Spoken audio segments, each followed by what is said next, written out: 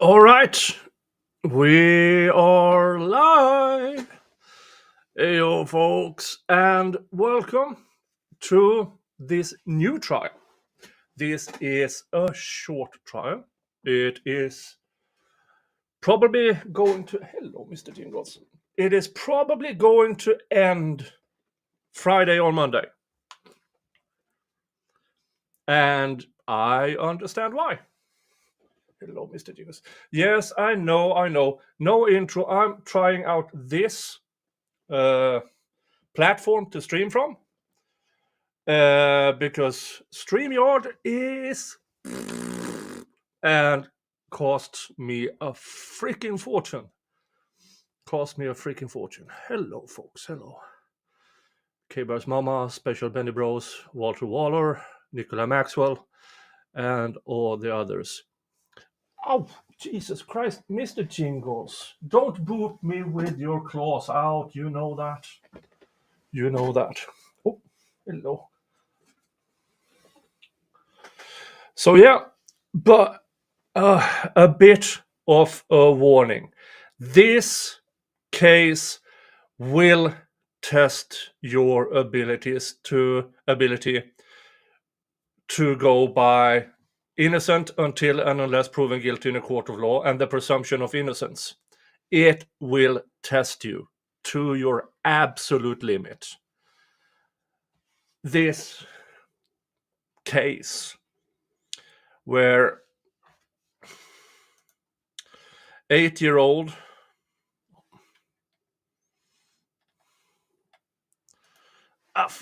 no, Mr. Jingles.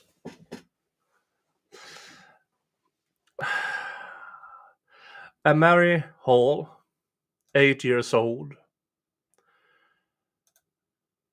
was found beaten to death. And the suspects and the people on trial is her mother and her mother's partner. According to the reports I've seen, this poor 8-year-old girl had injuries years old. Fractured ribs that was healed wrongly, making her entire existence painful. Years and years and years of abuse, allegedly by her mother and her partner, which eventually took her life. And then they tried to allege it. I have to add this in. I'm really focusing on presumption of innocence here, folks. But it is really hard. K-Bear's Mama, where was Bio Dad? Not for fuck.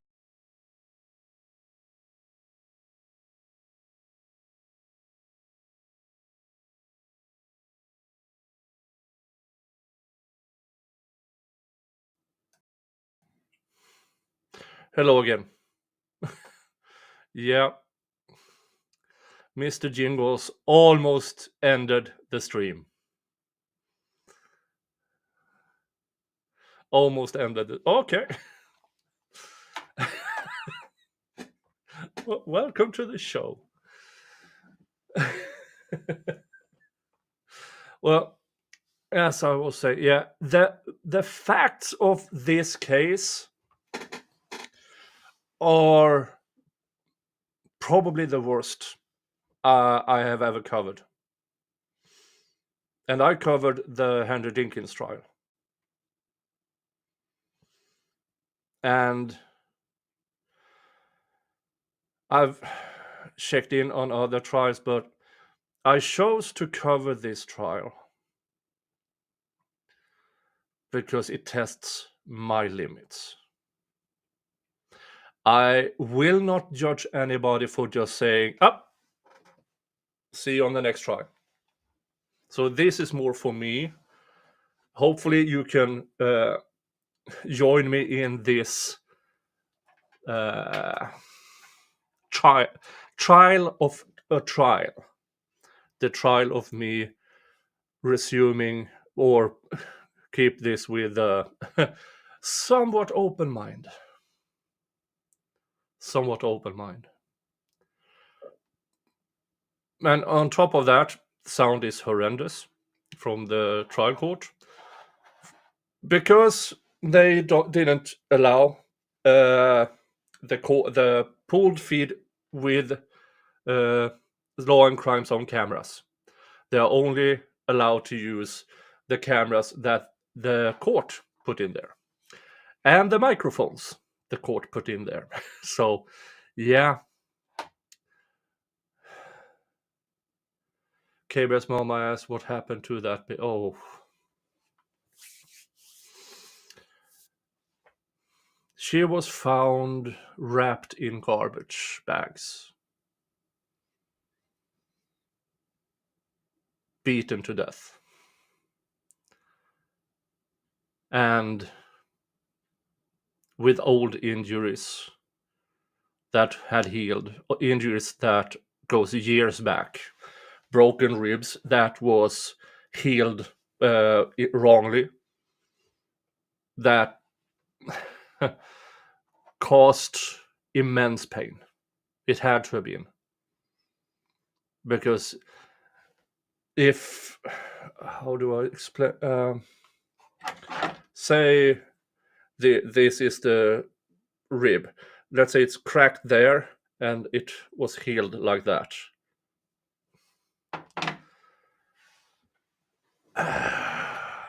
Now, lucky for us, there are stipulations from between the prosecution and the defense.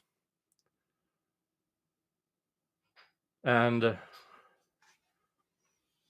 Nicholas Kreuzer, a short life filled with only misery. How are you approaching this with an open mind?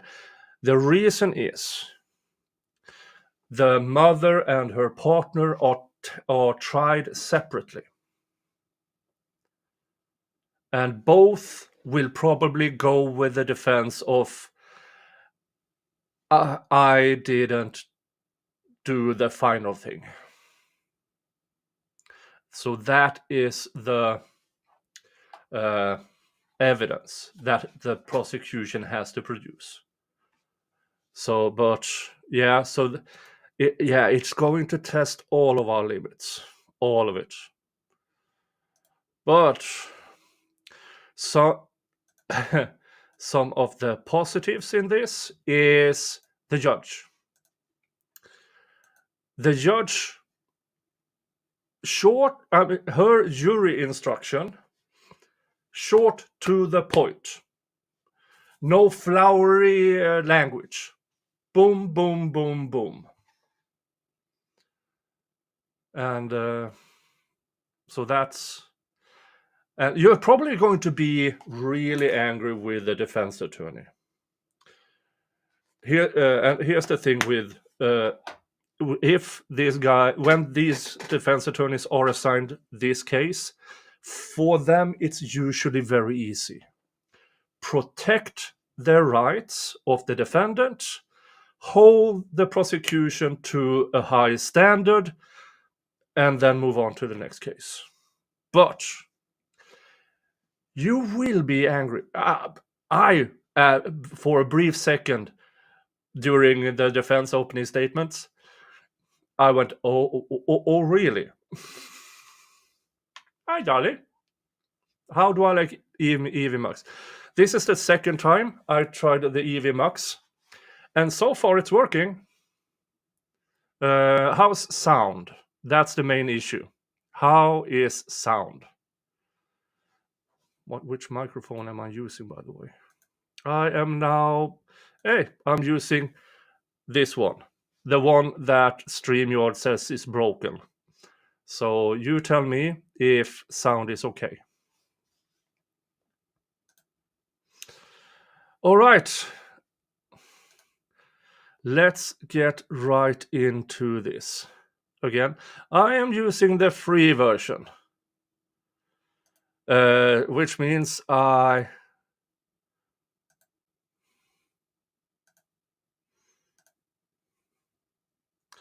only have this one, this one, this one, this one, this one, and this one to choose from. I think I'm going with this one. And closed captions. And let's listen to the judge.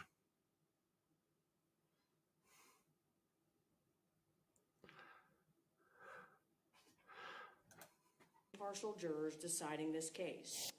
No other influence should affect your decision.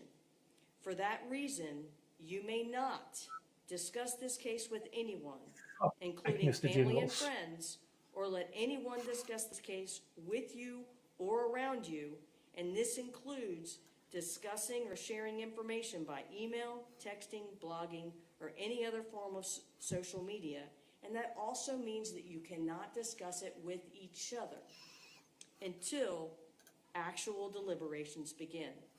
That is, until after you have heard all of the evidence, the lawyer's closing arguments, and the law that applies to this case. You must not discuss this case even amongst yourselves in the jury room, during breaks, or anywhere else. If at any point in time anyone hears anyone attempts to contact you, anyone approaches you, or any other thing that is in violation of the rules that I have just given you, you are to immediately notify one of the bailiffs. Does everybody understand that? Thank you. All right, ladies and gentlemen, the bailiffs are going to give you notepads and pens. Hold on one second, Ms. Pat. You may take notes if you wish.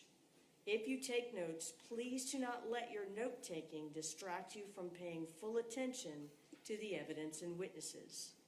You may not share or discuss your notes with anyone until you start deliberating at the end of the case. Please remember that notes are not evidence. They are only memory aids. They are not more important than your own impression or memory of what the evidence may have been. While you may consider another juror's notes to refresh your memory, you should rely on your own memory of the proceedings. Don't be influenced by the notes of other jurors unless their notes help you in determining your own independent recollection.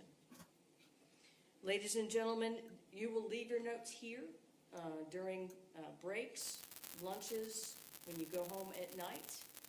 What I always recommend is she's going to give you brand new little notepads. Write your name and jury. Just for comparison, with how bad the sound is, I am using two enhancers.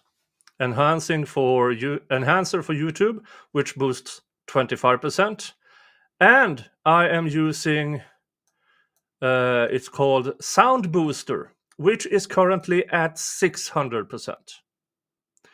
That is how bad the sound is from this trial. Just noteworthy here. Number on the front of the notepad, and then start your notes on the second page. That way, when you guys take a break or go to lunch or anything else, you put that top page back over it. Nobody can see it. The bailiffs will make sure that nobody messes with them and that they are secured each day and during breaks. Your notes will be in the jury room except when you're in the courtroom, and they will be destroyed at the end of deliberations. Ladies and gentlemen, you will not get a transcript of witnesses' testimony, so you must remember in a way that works best for you and what they have said on the witness stand. Counsel, are you ready for opening? Yes, Your Honor, I'm ready. Very good. Did you hear? The prosecution says, yes, I am, Your Honor. For the majority of the prosecution's opening statement, that is the loudest you will hear her. Then they made adjustments. But yeah, remember, I have 25% in on one booster and 600% sound and boosting on another booster.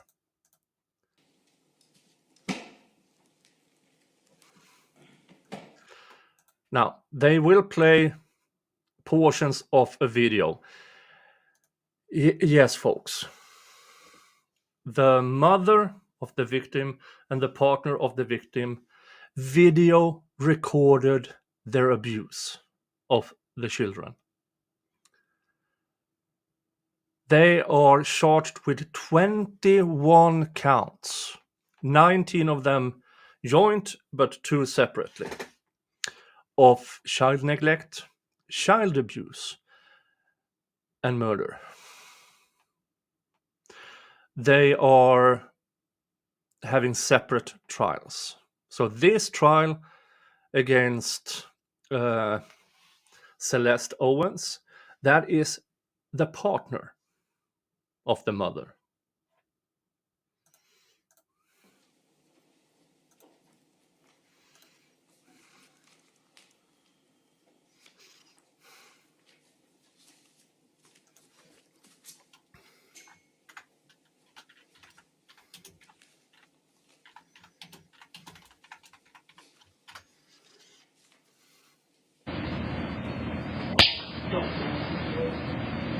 Yeah, well done.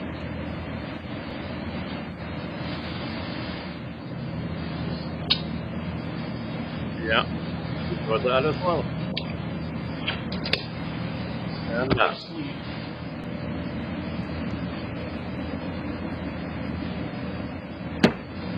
Turn the other way. Fuck your food. Turn around, put your hands up.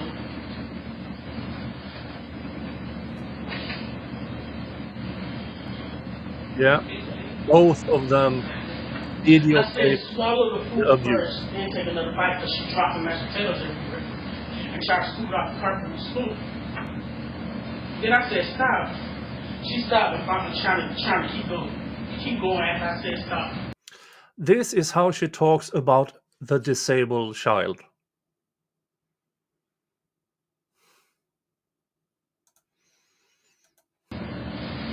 So I'll slap her stupid ass.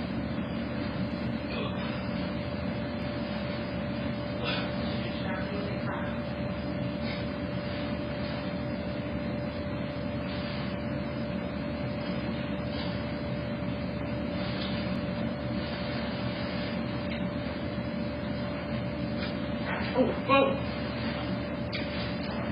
Tomato busted in my mouth and almost got on my pistol.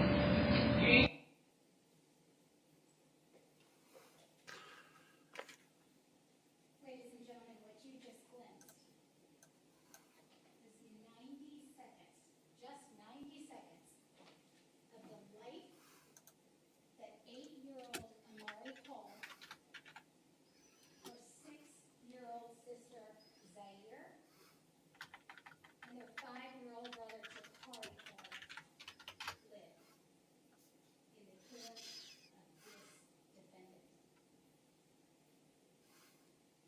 The state will expect the evidence to show you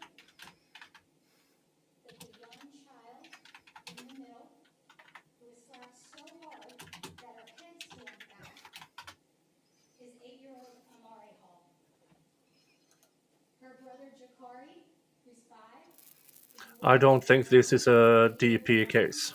with a sheet covering him as he And the prosecutor cannot for the life of her find a microphone. And the evidence will show you that 5-year-old Zaire, who is sitting in the corner, sleeping, who is kicked and pushed so hard into the wall by this defendant, and the one who was slapped so hard and her food taken away, that all 3 of those little children were under the care of this defendant and their mother, Brittany Hall. Ladies and gentlemen, over the next several days, the story of the life, the murder, and the subsequent investigation into the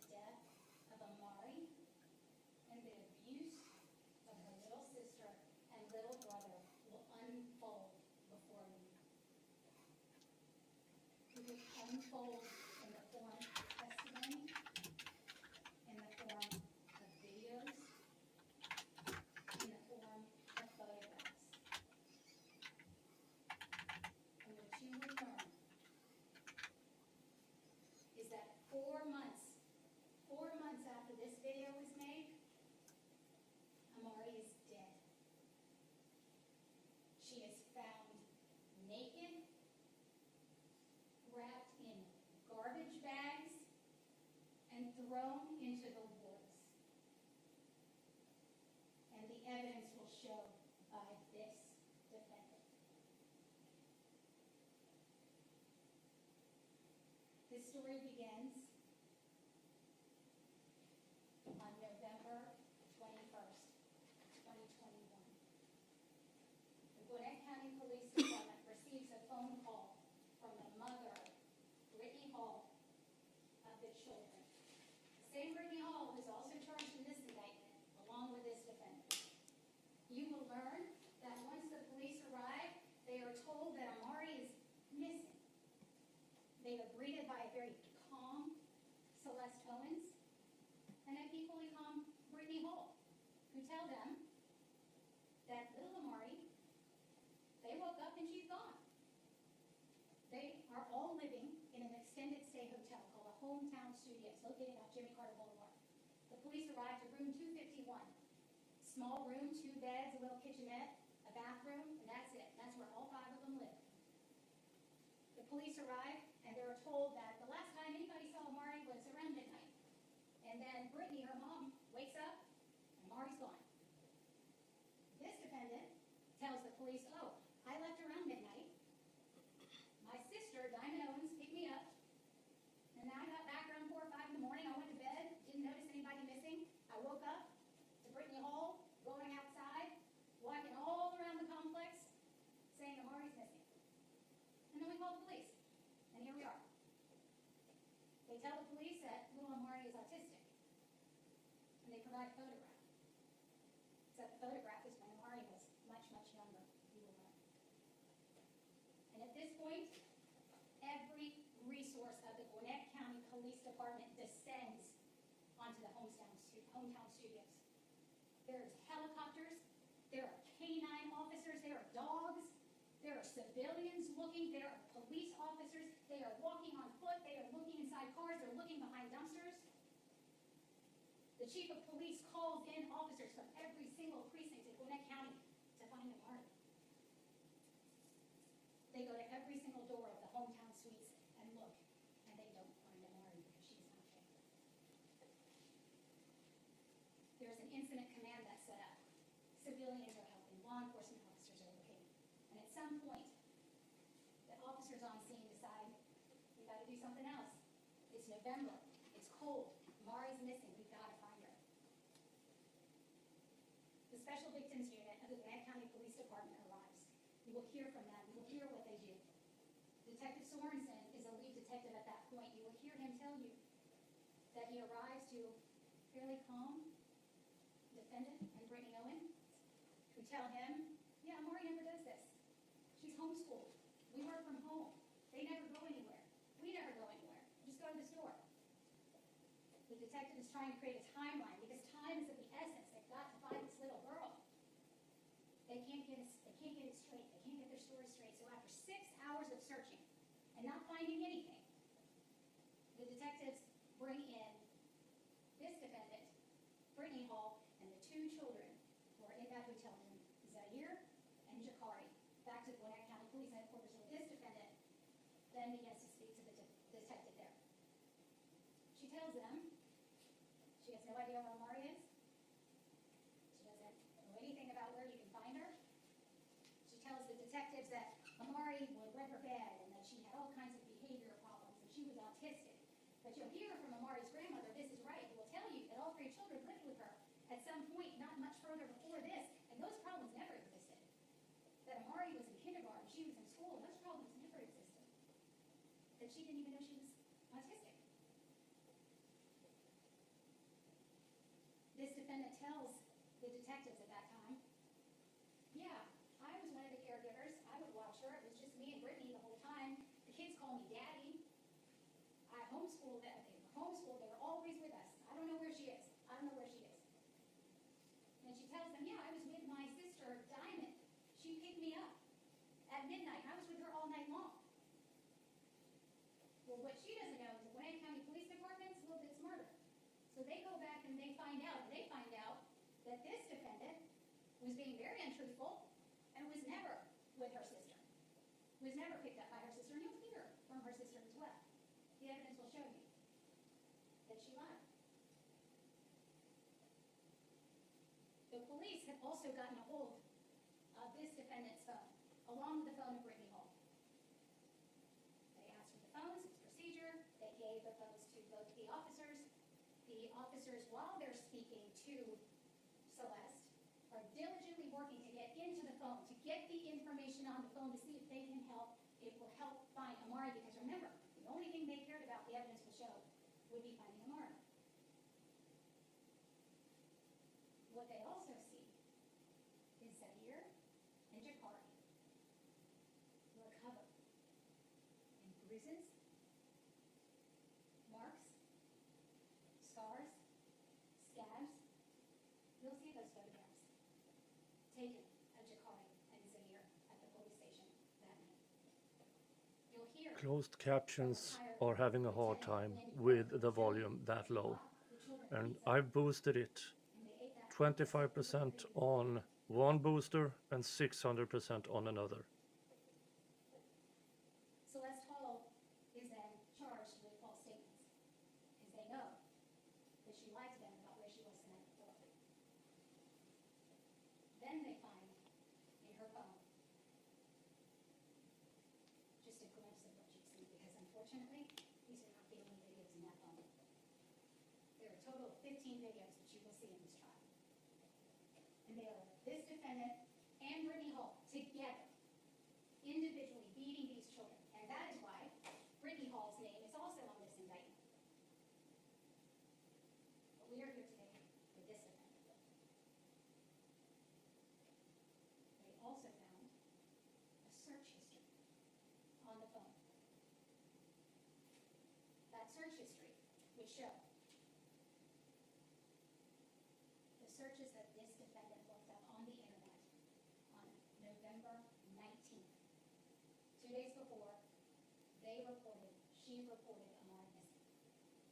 One of the things that you will see is that Celeste Owens, when asked by the police, where were you November 19th, as they're trying to get a timeline to figure out where Amari might be, this defendant tells him, I was home all day. All day. But her search history on November 19th, starting at about 4 in the morning, going on till about 3:45 that same day, showed some very disturbing searches. They included what to do when a child doesn't listen, lakes near me, why is it so hard to find missing people, how do sewage drains work, why do kids run away, how do I report someone missing. And they also find a search history in communication to a local U-Haul dealership. Now, at this point, the detectives are very concerned. So the Special Victims Unit now hands over the investigation to the Homicide Unit of the Gwinnett County Police Department, who now become involved and take the lead in the investigation of this case. You will hear from Detective Blackburn, who will tell you that he has now taken over and he followed up on his U-Haul search. And ultimately, the evidence will show that he is able to go to a location nearby, the A1 Mini Storage located in Gwinnett County, not far from the hometown studios. And lo and behold, they find, as the evidence will show, this defendant, who shows up, dropped off at that location, likely in an Uber, walking in with a mask on her face, into the location around noon, and renting a cargo van. Her name is on the contract, her address is on the contract, her phone number is on the contract, and there's surveillance video. But what the evidence will show is this defendant walking in, renting a cargo van, getting into that cargo van, the license plate is noted and seen, and driving away from the U-Haul location. will learn about flock cameras, which are all throughout the country, and especially here in Gwinnett County, that can track license plates, track movements and locations of particular vehicles. And you will hear about the movement of that van. That around noon or so, when the van is rented by this defendant, it is then driven to a Family Dollar, and there's surveillance video there of this defendant shopping for bleach and latex gloves, both of which happen to be found subsequently in a search of the room in which they were living, those two items. Then you will find the evidence will show that that van went back to the hometown studios around 1:40 in the afternoon, where it remained until dark, around 5:55, where there's more surveillance video and there is movement of that vehicle. Although you cannot see who the person is, you can see someone walking around. And ultimately, that van leaves the hometown studios and heads towards Tucker. Coincidentally, where Amari is found disposed. You will hear and see information from the location data of this defendant. And you will see that the van around 6:35 is spotted on off camera headed towards the location where Amari is eventually found. At approximately 6:55, her phone's flashlight turns on. At approximately 6:58, this defendant calls Brittany Hall for a very short call. And then about 7:20 or so, she arrives back at the A1 mini storage facility where she rented the U-Haul cargo van, had the van for several hours that day. Coincidentally, you will hear that the mileage on that car matched up with the lead detective who drove the route that it would have taken to drive from all those locations to where Amari's body was found and back. You will see surveillance video of this car, this van being dropped off. You will also learn that the only time this defendant's location information is turned off on the phone is when we believe, and the evidence would show, this defendant would have been in the location.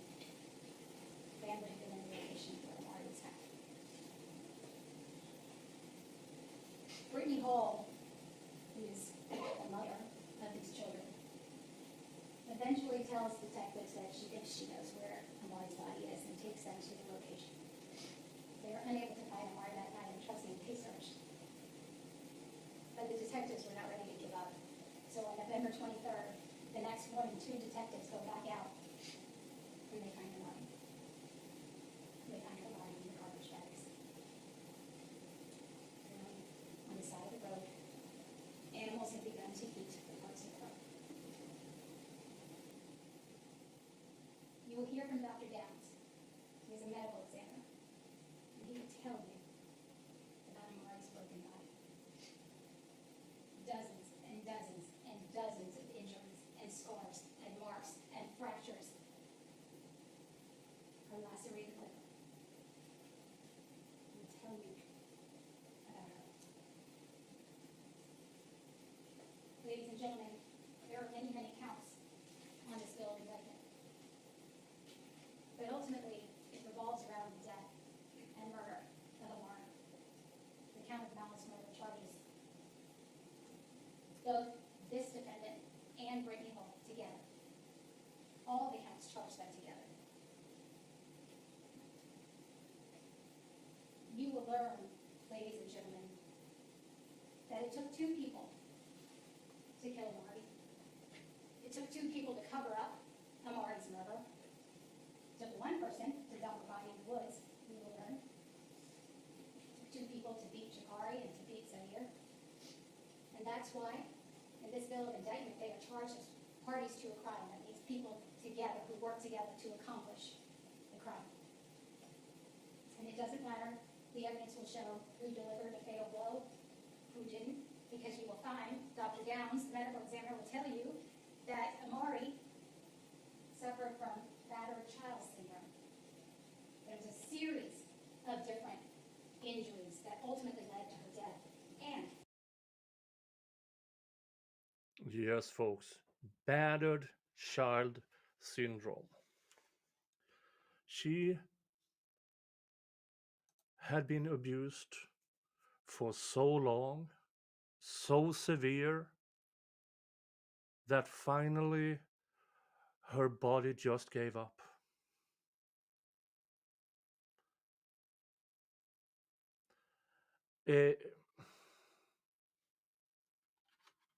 This poor child's life was constant pain, constant abuse, constant pain, until her body simply gave up. That is the battered child syndrome. Your body can sustain a lot of abuse, a lot of injuries, but it cannot do it constantly, all the time, for years. It will give up. And as I said, this is why I had to make a decision if I even wanted to cover this trial. Because it really, really tests me in the presumption of innocence. And I don't blame anybody for bailing out. But for me, it is important to test myself if even with a case like this, which is probably the most horrifying injuries I have ever seen in a trial setting, on a child, an innocent child, an autistic child.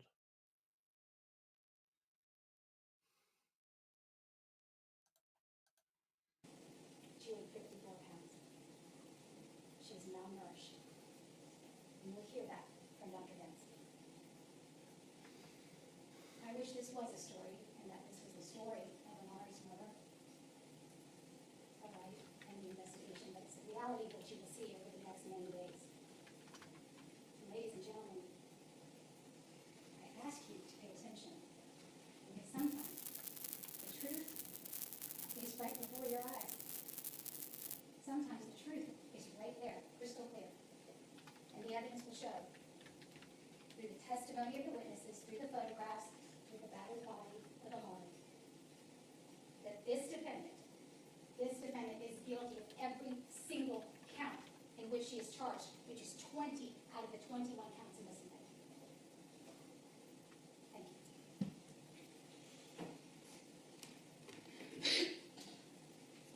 Thank you, Ms. Kazan. Mr. Greenwald. Thank you, Judge. Good afternoon, ladies and gentlemen. This is an opening statement. It is not an argument. Okay.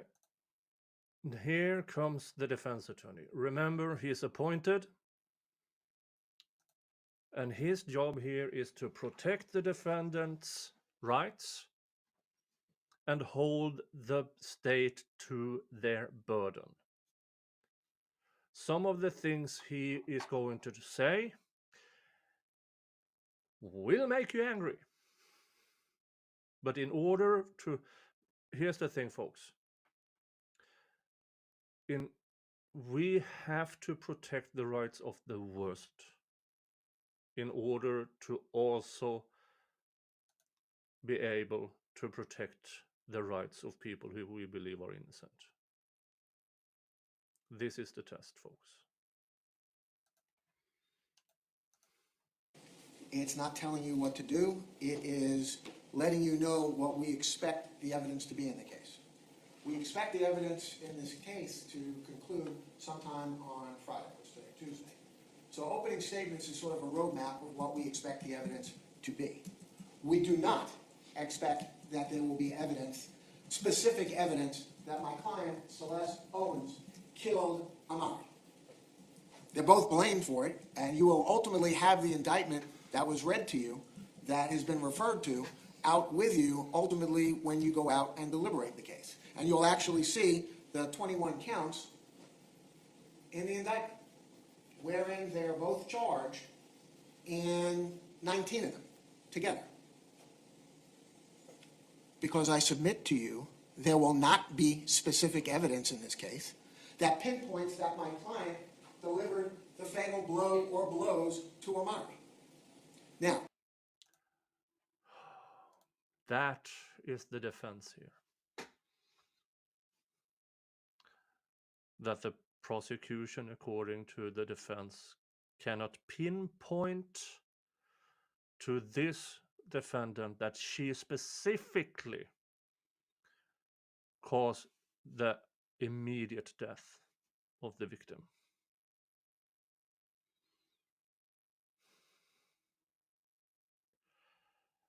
Told you, this is going to test you.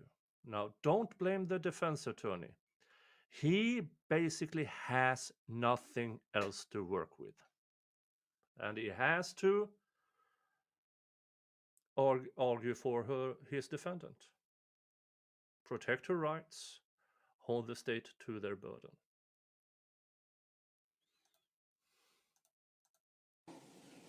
I'm not an idiot. Standing up here and talking about the death of a child, purported cruelty to children for the two other children, it's heart-wrenching. I get that. It's a tragedy. I get that. But you all, as the judge just swore you in, gave you the final oath, you all are sitting there because you all told us over and over again that you were fair and impartial, right down the middle, not leaning towards one side or the other in the case. Although, as you've heard from Judge Duncan, there's a presumption of innocence that surrounds and protects my client until it is overcome by evidence sufficient to convince you all beyond a reasonable doubt. Not talk, not what we surmise, not opinion, but evidence. There is not, I submit to you in this case, ladies and gentlemen, there is not going to be any specific evidence presented to you all that my client delivered any fatal blow to Amari. What he's arguing here is specific evidence. And specific evidence is there's no video of her. She hasn't admitted to it. There's no eyewitnesses to it. Those are specific. I would assume there are tons of circumstantial evidence. But again, it's his job. And the circumstances he is in, he is doing good, protecting her rights.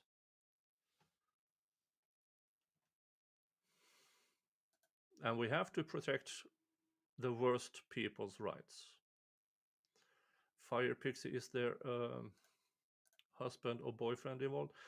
The mother and her partner are both women.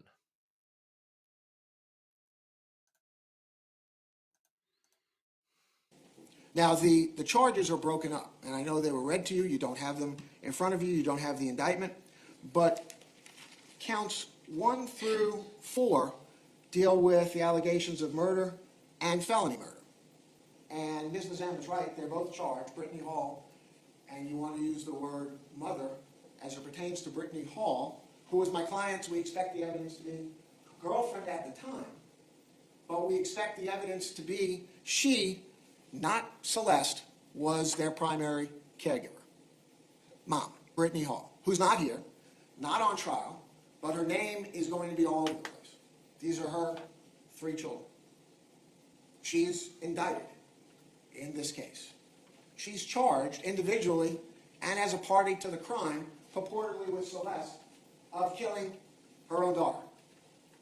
And so when the police come in and testify, when witnesses come in and testify, when videos are played, recordings are played, photographs are put up on the screen for you all to see, I ask you to please keep that in mind. Brittany's not on trial here this week. No, Celeste is. But in going over the photos, the recordings, the evidence, the statements, the testimony that comes in this case, they have to prove beyond a reasonable doubt that Celeste killed Amari. That's counts 1 through 4. And I submit to you, the evidence is not going to be there that she did. We expect Dr. Downs to come in and testify Friday morning, the end of this week. That cause of death was blunt force injuries, malnutrition. Well, Again, you're going to hear evidence we expect that it was Brittany Hall, the mom, who was their primary caregiver, charge of dispensing food, giving them food, and was also their primary disciplinarian. And you'll see videos of Ms. Hall, I expect, kicking, brutalizing, stomping on, hitting her own children on the floor in that motel room. Only the allegations are, as it pertains to Jakari and Zaire, that this occurred in July at the Congress Motel, which I think you heard is now closed. So those are the allegations pertaining to the other two children, that you get the cruelty to children counts. Charges with Amari are from November. There's going to be supposition, there's going to be opinion, there's going to be guesswork. But ladies and gentlemen, at the end of the day, I'm going to come back, whether it's Friday or Monday of next week, and ask you, which I'm sure you will do, that you've paid attention to what's gone on in this courtroom over the last 3 or 4 days by the time I come back to you all, and return a verdict of not guilty as it pertains to Celeste Owens. Now, as the lawyers go, we'll turn our podium this way. The witnesses come up here on the witness stand, swear an oath to tell the truth. Jurors don't get to ask questions.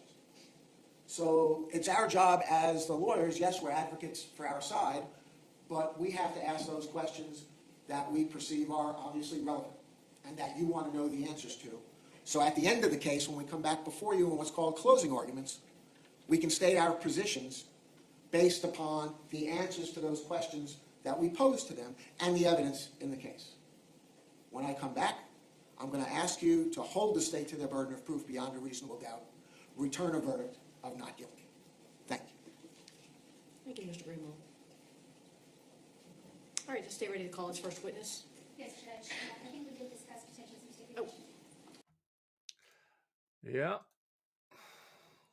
So those were short, concise, and as the defense attorney says, they suspect this trial to go to closing arguments Friday or Monday morning. So it's a short trial, which means there is no need for a long trial with lots of interpretations from either side. The facts are quite clear, and the defense attorney's job is to blame the mother and hopefully get his client away with lesser included. Now, they did stipulate a lot of the facts of this case. A lot. And the judge spent a good amount of time reading those. So let's skip to the first witness.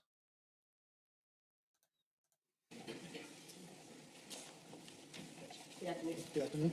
Sergeant, will you please raise your right hand? Do you solemnly swear or affirm the testimony you're about to give in this matter be the truth, the whole truth, and nothing but the truth, so help you God? I do. All right, thank you, sir. Could you go ahead and state the other name for the court, please? It's Sergeant Michael Forster. First name is Yeah, and of course, prosecution allergic to microphones, but not this guy. And there's no way for me to correct this. I can't skip between boosting the prosecutor and not boosting this witness. I don't think they actually turned on each other. I don't think plea deals were involved in this. And I don't expect any of them testifying. This is a defense strategy when two people are charged with the same crime. Blame the other, hope for a lesser included. Michael, last name Forrester. All right. And Sergeant Forster, how are you currently employed? I'm currently a sergeant with the Gwinnett County Police Department. How long have you worked for the Gwinnett County Police Department? 20 years. Tell us a little bit about the training and the experience that you have in order to have the position you have now. Over the past 20 years, I've been through close to between 3,000 to 4,000 hours of training. The academy had between 400 to 700 hours of training here with Gwinnett County. Every year we go through training of different types, get different certifications. In order to get to my position, I have to go through we call it field training officer. Yeah, and let's skip this part as well because, yeah, we know he's vetted. There is a total of 5 lanes, got 2 going each way with a center turn lane. So it's a fairly busy area as far as traffic goes. Do you recall the room number which you responded to? I believe it was 251. Okay. And was this on the first floor, second floor? It's on the second floor. Tell the ladies and gentlemen of the jury what happened when you got there. When I first got there, I met with the 2 officers that were there. And my first, I guess, instinct was to go and start getting information about the child. We had officers coming to the area. We already had some officers out in the area. So we need to get as much information about the child that we could to find out, her name, her age, what she might be wearing, the circumstances behind when she went missing, how long has she been missing, that kind of information. Now, you eventually did that, is that correct? That is correct. All right, and prior to that, I want to show you a few things. Judge, may I approach the witness? You may. Sergeant Forster, I'm going to show you what has previously been shown to defense counsel and marked as State's Exhibits 1 through 4. Could you have a look at this and see if you recognize those?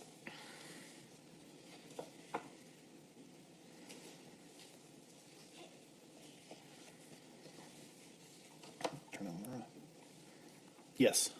And what are they? They are photos of the exterior of the hotel where I responded to that day. Okay, and to your knowledge, do those accurately reflect the hotel as you remember it being and being familiar with? Yes. Any material alterations or deletions or adjustments to it to your knowledge? It's been like this for almost 20 years. Okay, all right. Judge, at this time, I would move the tender into evidence States Exhibit 1 through 4. Again, I have previously shown these to defense counsel. Any That's objection? correct, Judge, no objection. They admitted without objection. Thank you, and may I have permission to publish these as well? You may. Thank you. Yeah. Most of this trial will be the defense not disputing any of the surrounding evidence. So there will be few objections of evidence. Very few. Because the defense is the other one did it.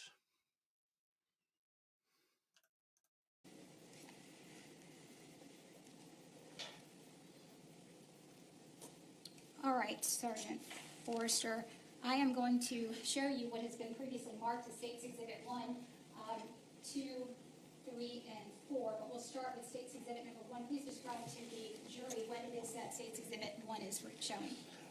That is the exterior of the hotel, 7049 Jimmy Carter Boulevard, Hotel and Studios. It's a 2-story hotel. It's actually got a total of 3 buildings on the property. All right.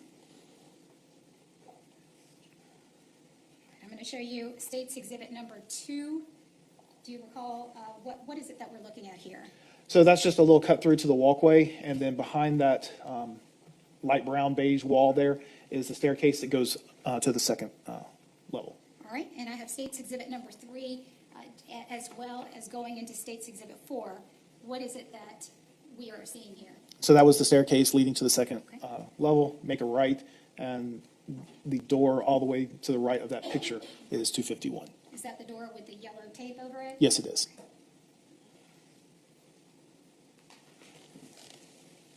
All right, Sergeant Forster, you met with who when you first got there? To the scene or to the room? To the room. To the room. When I walked into the room, I met with the mother and another lady that was in the room. Okay. Do you remember the name of the mother? Off the top of my head, I do not. Would that be Brittany Hall? Yes. All right. And did you also see this defendant, Celeste Owens, present as well? Yes. Tell us a little bit about the demeanor of each. When I walked into the room, they're both in the room. One of the females was sitting on the bed on her phone, just kind of sitting there. The other female was kind of, I don't want to say pacing, but just kind of right in the area next to the bed. Kind of describe that room a little bit. When you first walk in, there's a king or queen size bed directly in front of the front door. And then to the left of that is another bed of the same size. And then just on the opposite side of that is like a mini kitchen. It's got a sink, a fridge, stuff like that. It is an extended stay hotel, so a place to be able to prepare some meals and stuff like that. All right, Sergeant Forrester, I am going to show you what's been previously marked as State's Exhibits 5, 6, 7, and 8, also previously shown to defense counsel. Could you have a look at those and tell me what those are, please? Yes, these are photos of the interior of the room that I was just describing. And do those accurately reflect the room as you recall when you arrived there on November 21st of 2021? Yes, of course, there's some items that bedding that have been moved around, luggage, stuff like that, where we'd search stuff. But Okay. as far as the furniture, stuff like that, everything's pretty much the same. Any material alterations, deletions, or adjustments that you notice on any of these? No.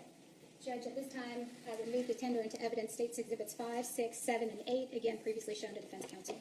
No objection. Admitted without objection. Thank you, Your Honor. May I publish these as well? You may. All right, this is going to be State's Exhibit number 5. Could you explain to the jury what it is that we're looking at here? That's the door leading into the room. That's the first bed directly in front of the door. And that is the bed that the two adult females stated that they used, where one of them was sitting when I walked in. All right, I'm going to show you State's Exhibit number 6.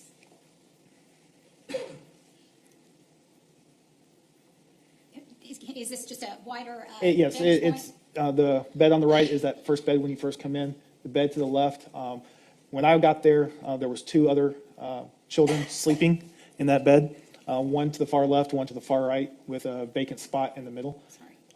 And then you can see the kitchen area off to the left as well. All right, I'm going to move over to State's Exhibit number 7. What are we looking at here? It's just another shot of the room. You can see across from the beds, there's a little stand above that. You can't really see it in there. There's a TV.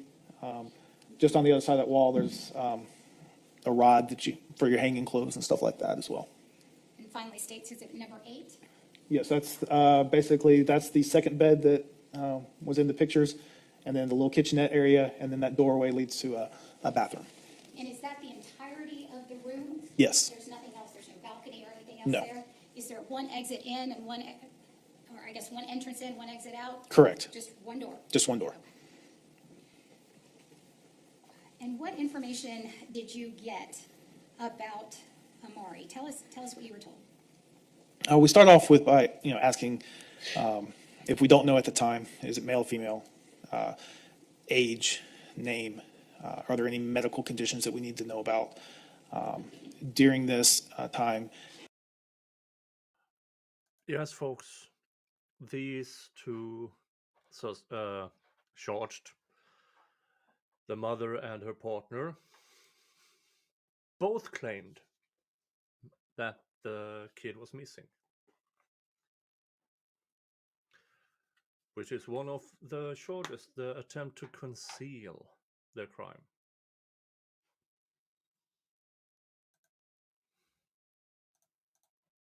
At some point during the conversations, we were told that she took medication at 10 o'clock at night and 10 o'clock in the morning. Also, during one of the conversations I had with the mom, she mentioned to me that her child did have some form of autism, but high functioning, which personally I know a little bit about because I do have a child that also is high functioning. So it helped me relate a little bit better as far as asking questions about how Amari would respond to us, as far as would she run from police? What are things that she would be attracted to? Things that normal kids would do, children with any form of autism may vary in that to some extent. So it was important to try to get some information from mom about her, about that kind of stuff. Was the majority of your conversation coming from Brittany Hall, the mother, as you were stating, or was it coming from this defendant? Who was doing the talking, do you recall? The majority of the conversations I had was with the mother. Towards the end of my day out there, I did have some conversations with the defendant as well. Was anybody else in the room other than this defendant and Brittany Hall? Two other children. They were in the bed asleep. Do you recall which bed they would have been on? The one that was closest to the kitchen area right there, could stand up if you need to, sir. Sure. So they were in this one. One was on this side of the bed, one was on that side of the bed, and then right in the center there was an empty spot, potentially for someone else to be sleeping, but it did not appear that anyone had been in that bed. And I think what you were pointing at was State's Exhibit number 7 there in demonstrating. Now, as you are at the hometown studios having these conversations and gathering the information, are there other law enforcement officers around? Yes. Is there a lot of activity that is occurring around the hotel? Yeah, so as I was in the room, of course, I went up there with Officer Tran and Officer Soto. They were the first responding officers, and they were going to be handling the actual report. So they were gathering the information for the report as I was also getting information to pass on to the officers that were responding to the scene to start searching for the child. And do you know the names of the 2 other children who were in the room? I do not. But you understood them to be the siblings of Amari? Yes. Now, what were they doing with all this activity happening around them? As far as I can remember, they were sleeping almost the entire time. You don't recall them coming up to you or talking to you or moving around or running around? No. Did they try to look out the window to see what was going on? No. They didn't want to look at the flashing blue lights and the police cars that you recall? No. Did you notice any children's toys or children's things in the room at all? Don't recall that when I respond to a scene like that. I'm not paying attention necessarily to that kind of detail. Were either Brittany Hall or Celeste Owens crying? Like sobbing, crying, no. The mother at one point, I remember seeing her like wipe a tear, from her face, but not crying where, you're flowing tears type of crying, no. Were they, did either Brittany Hall or defendant Celeste Owens seem frantic to you? No. How would you describe their demeanor? Fairly calm. Nothing erratic. Were you able to determine if Amari had ever left the location before on her own? If I remember, she told me that she'd never has. This was the first time. And at some point, were you told if there was any surveillance video at the hotel? Yes, the hotel there does have some surveillance videos. Did you have an opportunity to either see any of that surveillance video or be notified that other officers had watched it? Yes. Tell us about that. So during part of the questioning as far as what happened that night prior to officers getting there, we were told that Judge, I'm going to have to object. I don't have an objection to hearsay, but I would ask the officer to say, instead of we were told, who specifically made the statement. Otherwise, it's just dangling out there. We were told, if he recalls, who made the specific statement. That's fine. Sergeant Forster, can you answer that question? Sure. What I recall is the mother telling us at some point she had gone to the gas station through the parking lot. It's a BP gas station to buy Amari some candy. When she got back, Amari wanted the candy. She was told she could not have the candy. And so that was kind of the end of that night where she went to sleep. Was told, don't remember if the mother told us or if the defendant told us about what time she came to the hotel. So we just had some knowledge of both of them coming and going from the hotel. So officers went to go review the video to see if any time from when the mother came back from the BP with Amari to that morning when officers got there, if we could see anything that matched with those statements, and also to see if we could see Amari leaving the property. Okay. And were you able to see Amari leaving the property? I was not, no. Any officer to your knowledge? No. Now, let me ask you this. When you got there, were you given any information about whether or not Brittany Hall had gone to look for Amari right before calling the police? Yes, she said that she had left and looked around the hotel property for her child. And did officers in the investigation while you were there review surveillance for that time period to see if that's in fact what happened? To my knowledge, yes, they did. And was any information relayed to you about whether or not they could see at least Brittany Hall walk around the building prior to calling law enforcement? To my knowledge, no one was seen walking around. Was there actually a search of the property that was conducted of the Hometown Studios? Yes, there was. Was there a door-to-door search of every room there? I'll be honest with you, I'm not sure of every room. I did participate in some of those. One of the things that we did is we made contact with the management. One of the guys that lives on the property is the maintenance guy. He has full access to all the rooms. Every day they print out a vacant room list. So that's the first thing that we did is we started with the vacant rooms. And I went with the maintenance guy who had the key and opened up every room for us, allowed us access into those rooms, to the laundry rooms, to the supply closets, anything that they had. I'm not sure if management continued to contact guests or not, but I did not contact any guest rooms, just the vacant rooms. Okay, but you did accompany the maintenance man to look into the various rooms that were there that you testified to? Yes. And at this point, was there a canine officer that also went out? Yes. He arrived when I initially was in the room talking with the mother. So you're having the conversation, but there's still searches happening around you, is that right? Correct. And ultimately, an incident command center, was that set up there at the hotel? Yes. Sergeant Much, who was the sergeant in charge that day, set up the incident command. All right. We'll talk to him. Now, with all of this that happened, were you able to locate Amari? No. Did this defendant tell you anything about the last time she saw Amari? I'm trying to recall. What I can recall is her stating that when she came home that morning, I don't remember what time, it was sometime after the mother had gone to bed, that she came home and went to bed. Do you know how she found out Amari was missing? I don't recall. That's fine. And was that the extent of your involvement, your role in this investigation? One other thing that I did participate in with the canine officer is we did, I went with him and we did a search of the property with the canine.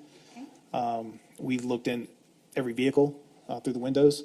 We went to the dumpsters, the big wooded area in between the hotels and the apartment complex. We did a thorough search of that where we had contact with at least 2 homeless individuals that live in that wooded area who said that they had no contact with anyone all night. They'd stayed there all night. We ended up going into the apartment complex, kind of walked through that back up to Holcomb Bridge Road, made a left, circled back around to the hotel, searching the area to see if we could see any signs of her there as well. Later on, we also did a search across Jimmy Carter in a big wooded area over there as well.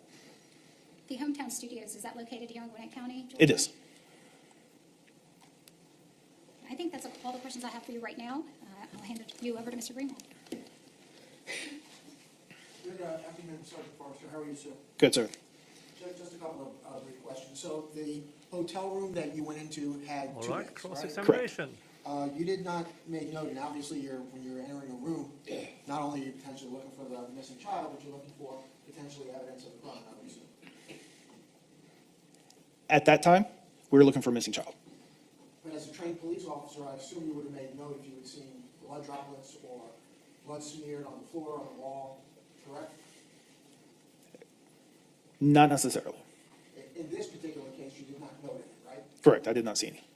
Also did not note any broken furniture, tables, chairs, anything of that nature, correct? Not that I'm aware of.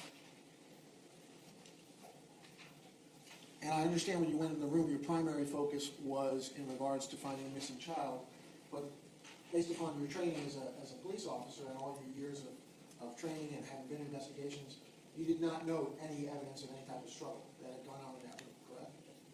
Not that I saw, no. And the information that Amari's medical condition, you got that from her mom, Ms. Hall, that I think in your own words she said she was high functioning or had high functioning autism. That was from Ms. Hall, right? I believe so, yes. As well as the medication she was purportedly taking, I think twice a day. Yes, I was told twice a day, yes. Thank you, sir.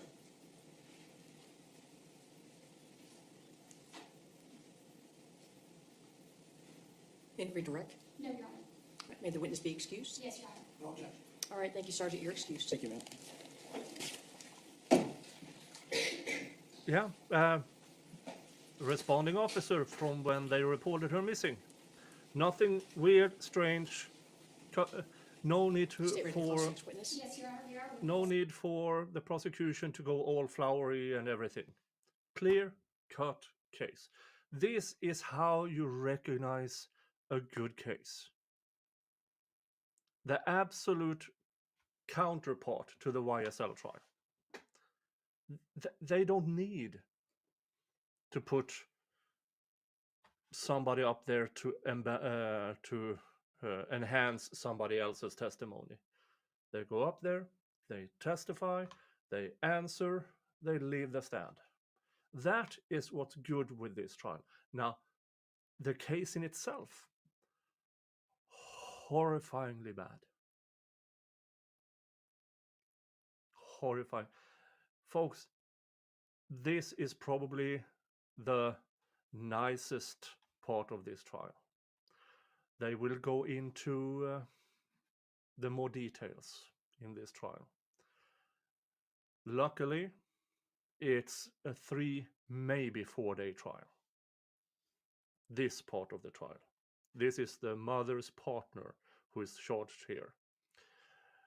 I believe the trial against the mother will commence quite soon after this concludes. Sergeant Much.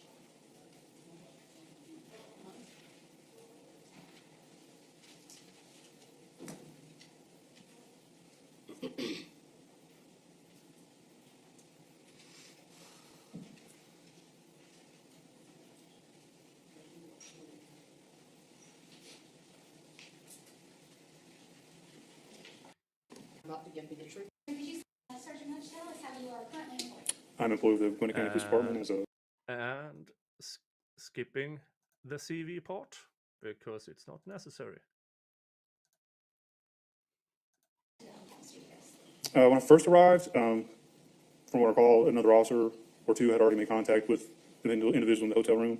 The first thing I did was make another contact at the hotel room just to make sure the child was not in the room and just ask some basic questions to kind of get a grasp of what was going on. So you went back up to the room, was that room 251? Room 251, yes. And you recall who was in the room when you went up there? Brittany Hall was in the room, Celeste Owens was in the room, and there were two other children, I believe. I don't recall their names, but I believe they were around 6 and 3 years old at the time. And when you went up there, did you have a conversation with Celeste Hall? I was kind of speaking to both of the adults in the room, just asking some general questions. I was kind of speaking to both of them. Were you trying to gather information to aid in the search for Amari?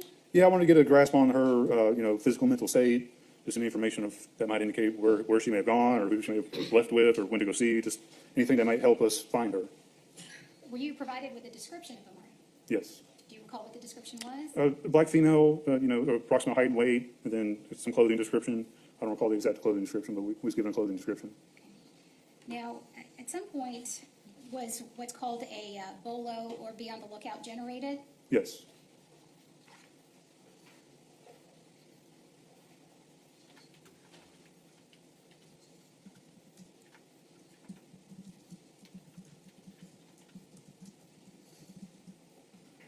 Judge, continue your approach to witnesses. Feel free to move about the courtroom. Thank you very much. I'm going to show you, Sergeant Munch, what I have previously marked as State's Exhibit 9 and shown to defense counsel. Can you tell us what that is? Be on the lookout is essentially a bulletin of information that gets generated and distributed amongst law enforcement, usually to provide critical information for something that police are looking for, in this case, a missing person. So it has, some details about the incident itself, where she might have been last seen, some physical descriptors, and most importantly, a picture. Okay. And what I'm showing you here, State's Exhibit 9, was that the BOLO or be on the lookout that was generated for Amari Hall when it was reported that she was missing? Yes. Does it accurately reflect the information, as you recall, gathering from various sources that day? Yes, it does. Any material alterations, deletions, or anything to that particular? Not that I can see. Judge, at this time, I would move to tender into evidence State's Exhibit number 9. No objection. Admitted without objection. Thank you, and may I publish as well? You may.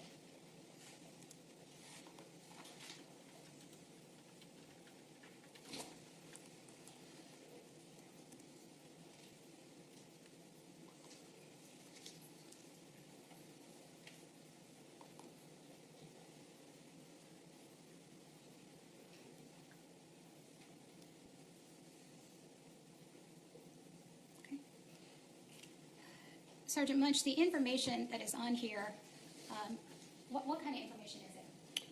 So you're going to have a brief summary of the nature of the incident, which in this case was a missing person. It's going to provide a description, a date of birth, an address or last known location, stuff like that, clothing description, and the scenario of the incident itself, saying she was last seen this time of night, midnight to 1 a.m., November 21st, and then some information about her medical condition, in this case, that she had autism. Do you recall where the information came from that lists the description of the clothing that Amari was wearing at the time she went missing? So that would have been information that would have been relayed to me. Either some of it was what I obtained directly from when I went into the hotel room, and then other information that the officers that were working the scene provided me. Okay, that would include the height and weight, etc. Correct. And this is disseminated to who? So initially it would have been disseminated amongst the entire police department, but it would also be distributed to adjacent agencies, city agencies like Norcross Police Department, things of that nature, as well as surrounding agencies. And what about the photograph? Do you recall where that was obtained from? I don't know specifically. That would have been one of the officers on scene that would have gathered that. That would have been part of what I would have requested for somebody on scene to collect the photo so we could have that for the bolo. And that would have come from either of the two women in the room, correct? That would be my understanding, Okay, yes. because the officers would not have this, or you did not have this photograph? No, it would have been provided to us by somebody. All right. Now, tell us all the different things that were done and the resources that were used to try and find Amari on this day. Yeah, so based on the circumstances of what we had with this missing person, I felt it was what we call a critical missing person, which essentially times of the essence. If this person isn't found sooner than later, they're at risk for death or serious bodily harm or something to that effect. So start calling in additional resources to help locate her. That's going to be additional officers to help do physical searches of the area, canine to use their sense of smell to help possibly find a track and locate her, aviation, a helicopter, with their elevation, they can see more than the officers can on the ground. They have technology on board that can, detect heat, find things on the ground that officers won't be able to see on the ground. At that point, it's just calling in more resources to try to find her. Did you utilize what's referred to as a reverse 911? Yes. Tell us what that is. That's essentially an emergency notification alert that our 911 communication centers will send out to within the geographical area. So that'll provide. Now, folks, this part is here's another one responding to the scene, telling, okay, what is his opinion about what happened? And he is the final witness for day one. So let's go to day two. Now, day two, people weren't on time at all. So the judge was not happy. So they started about an hour late.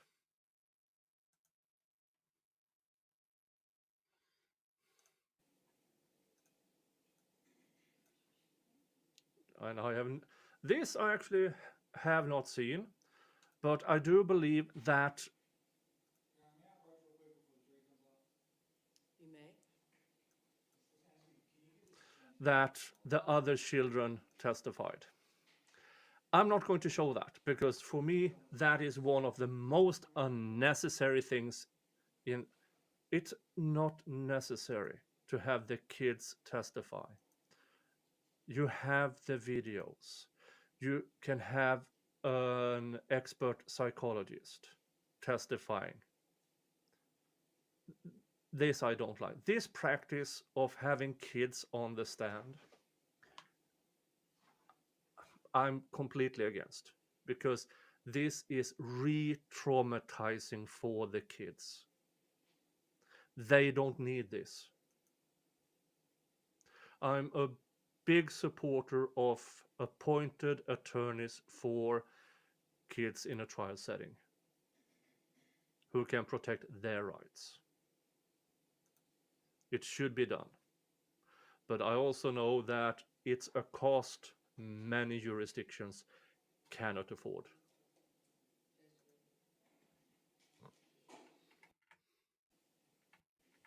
Good morning, ladies and gentlemen of the jury. Will you state ready with its next witness, please? And of course, On day 2, no sound enhancement from Law and Seaward. And again, I have 2 boosters going on this on this stream. 2 boosters, one 25% and one at 600%, and the sound is still this bad. Now, had I watched everything back, I could have downloaded it, I could have re-recorded it with the boosters and then add more boosters. I don't have time. I wish I did. So I'm going to mute myself so you can push the audio up yourselves.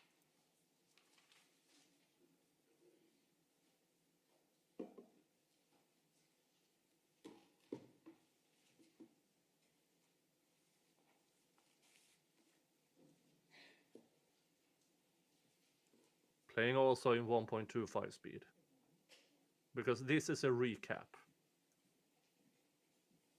Good morning, sir. If you'll raise your right hand, please. Do you solemnly swear affirm the testimony you're about to give in this matter be the truth, the whole truth, and nothing but the truth, so help you God? I do. All right, thank you, sir. Good morning. Will you please state your name and spell it for the record? Sure. It's Anthony D'Arienzo. Last name is D apostrophe, capital A, Rienzo. Thank you, sir. Where are you currently employed? Gwinnett County Police Department, How long have you been with GCPD? 15 years. What is your current position there? Currently, I'm in the computer forensics lab. Is that what you've always done, or have you done other things? No, I worked the road in the central precinct for 8 years. Then I transitioned to the detectives division and worked commercial and residential burglaries for 2.5 years.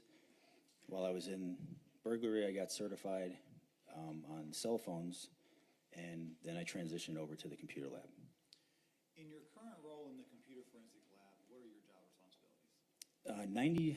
I'd say like 95% of what we do in the computer forensics lab are cell phone downloads. That's the most requested evidence that we process.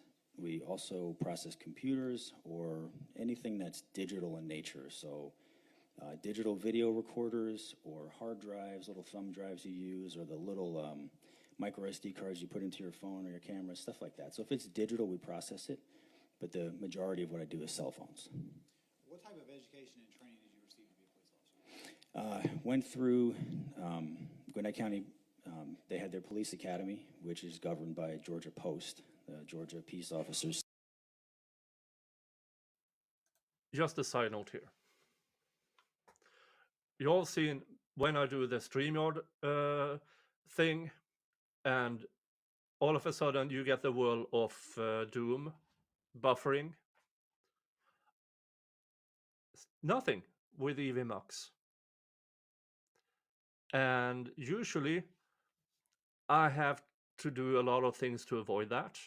I'm even using the Chrome web thingy, which usually does that I can't play even 15 minutes without the World of Doom. So this one, I might try the paid version so I can put on the overlays and stuff, and intro and outro and stuff like that.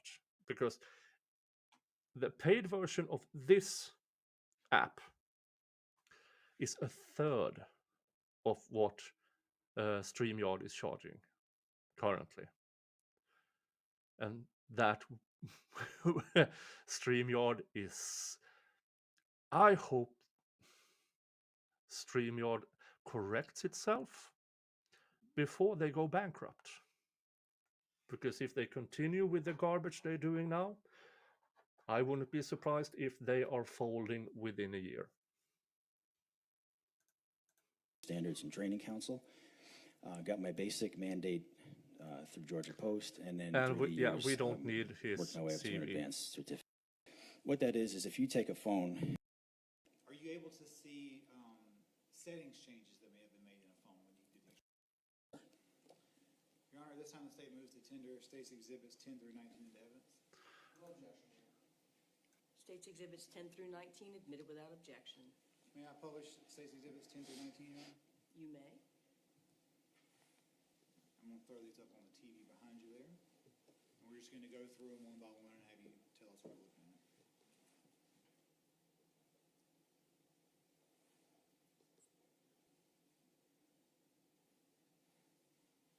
Once I fix the click share.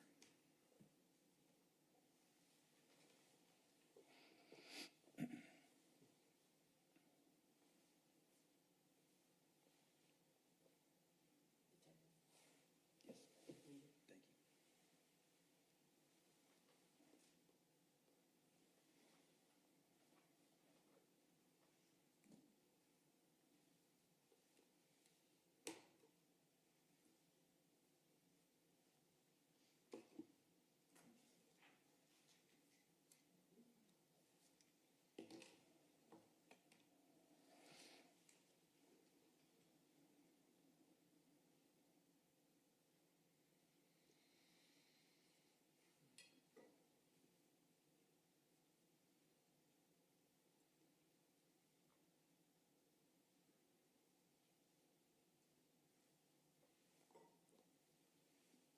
They are currently watching the picture, I assume.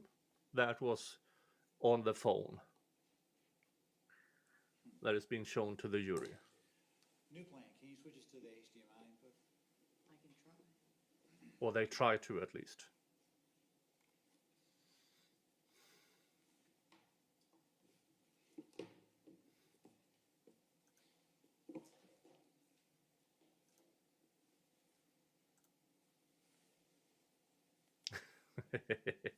Yeah, Okay. we are this is looking not a at Miss State's Love Exhibit trial. Number 10. Tell us about this photo and why you take it. Anytime that evidence comes into our lab, we always take pictures with a measuring device. So you see the ruler. That's one of the two phones that came in. This is a picture that I took. The reason we do this is to document the way that the evidence comes into us. So we'll note if the phone was on or off, if it's cracked, if it has a SIM card in it, if it was wrapped in aluminum foil, like that's what you see right there. Oh. The phone was wrapped in aluminum foil, which is not a really good way to fool the GPS data and everything else, but it has some. Well, it shows they try to conceal something, or they were just tinfoil hat people. Etc. So we do that for every piece of evidence that comes into our lab. Why would it be wrapped in aluminum foil?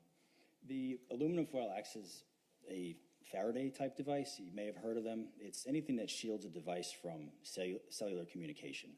So we have Faraday bags. We also have aluminum foil.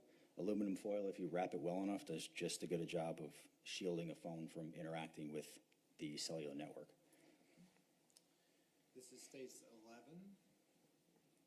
Is that just a closer up picture of the front of the phone? Yes, correct. And what's in State's 12? This is just the back. I always do front and back, and this just shows the blue case that this one came in. This should be State's 13. Yep, same thing. I always open the evidence up to show the condition of everything.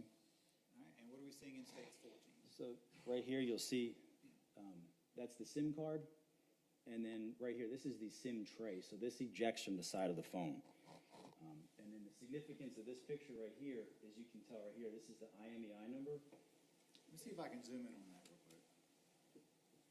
What did you refer to that again, sir? IMEI, International Mobile Equipment Identifier, is what it stands for. What is an IMEI number? It's just a unique number that's assigned to that phone. And we see here that it's stamped on the SIM card tray, is that right? Yes, sir.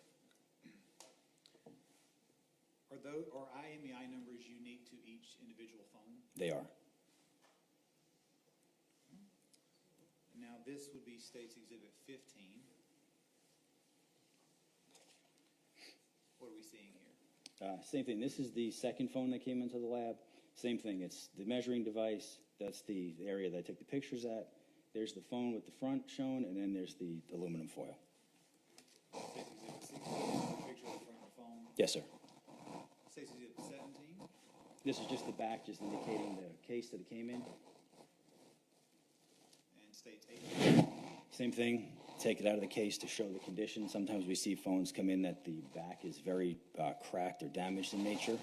Can you move the microphone on your right shoulder? This one. Yep, thank you. And then this is states 19. There's the SIM card and there's the SIM tray with the IMEI number that is etched into it. And when you pulled the SIM trays from these phones, did the IMEI numbers on the SIM trays match the IMEI number that was found in the software of the phone? They did.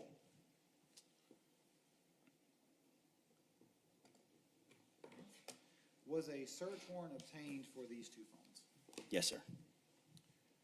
Your Honor, at this time, the state moves to admit State's Exhibit number 20 for record only. This is a certified copy of the search warrant. It was also previously shown to defense counsel. No objection for record purposes on the Admitted without objection. I am handing you State's Exhibit number 20 so that you can look at it.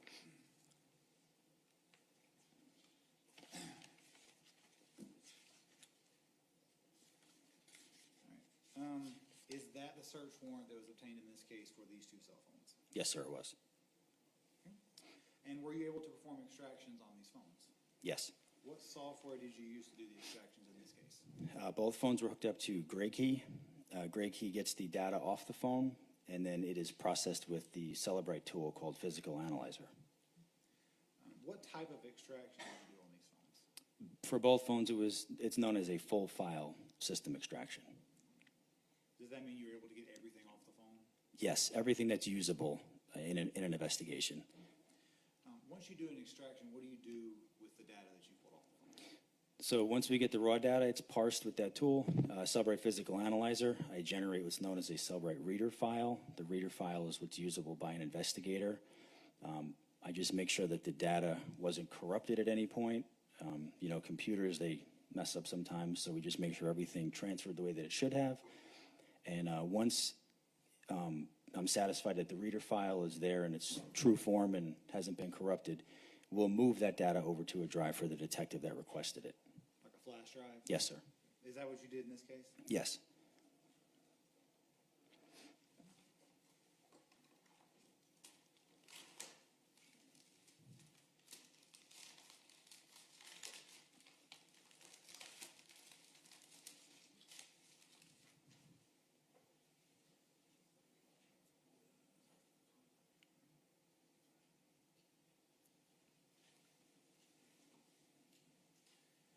I am handing you with the mark as State's Exhibit 21, also shown to defense counsel.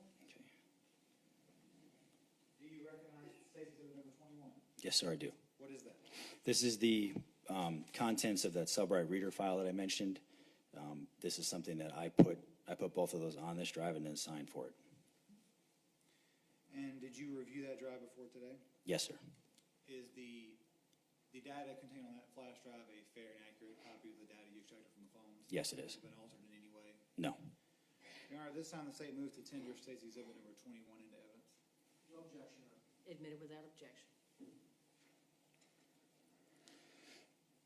Once you do an extraction, does the data that you've retrieved from the phone tell you who the phone belongs to? Yes. How does that work? How do you know? Gray Key will give a report, and then also Celebrite can report it too in the beginning part of that reader file. What type of information does it give you at the beginning of the reader file to indicate who the phone belongs to? It can tell you the IMEI number, it can tell you the owner name, it can tell you different accounts associated with the phone, it can tell you Apple IDs, emails, etc. Okay. And are those things that you would put in a report that you make? Yes, sir. Can you tell us in this particular case who these two phones belong to? Sure. The first. All right. For this, I didn't know about the free version. Apparently, there's a 2-hour limit on live stream. I didn't know that. Well, okay. What will happen is I will go an hour 55, and then we will resume tomorrow. And by that time tomorrow, because I'm going to try out the paid version of this one. That way, we can go on for the usual 6, 7, 8 hours. And yes, folks, my arthritis flare up is over. I have recovered from the medications as well.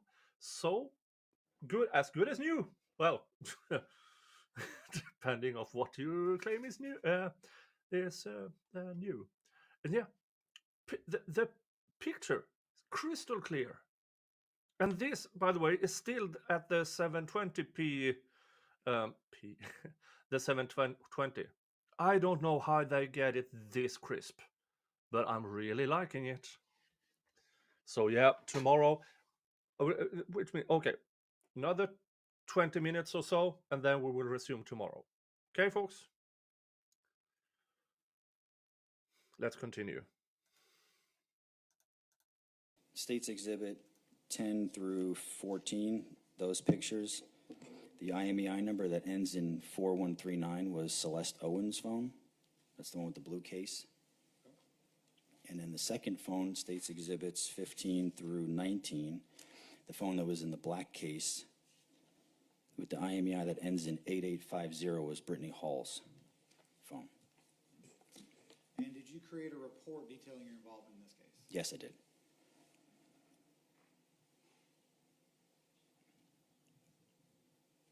On State's Exhibit number 21, is that the extraction for both phones? Yes, it is. I believe that's all I have.